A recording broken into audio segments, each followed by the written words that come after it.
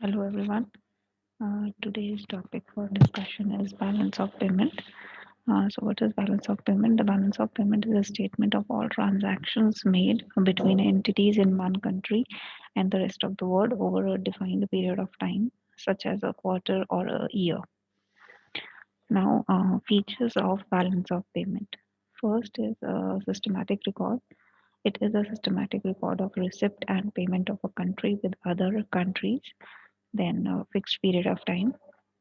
It is a statement of account pertaining to a given period of time, usually 1 year. Comprehensiveness. It includes all the three items, that is visible, invisible, and capital system. Then double entry system. Basically, receipts and payments are recorded on the basis of double entry system. Then self-balanced. From the viewpoint of accounting, double entry system keeps automatically debit and credit side of the accounts in the balance. Then forms of balance of payment. There are two types of accounts: current account and capital account. Then in current account, we usually add or we usually see these points like export and import of visible goods, visible items, traveling, transportation, investment income, government transactions, donations, and gifts and miscellaneous. And there are few components of capital account also, like private foreign flow, loan flow, movement in banking capital, official capital transaction, reserves and monetary code, and miscellaneous. Now there are all the components of current and the capital account are listed here in the debit and credit side of the account. So in credit side, all the receipts are there, and in the debit side, all the payments are there. Now there is a disequilibrium in BOP. Basically, balance of payment had two basic thing.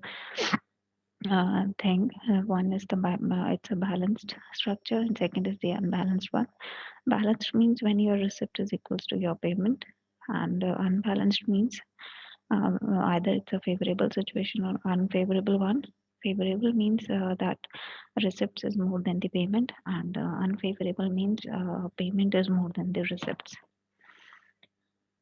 Okay, now causes of disequilibrium in BOP.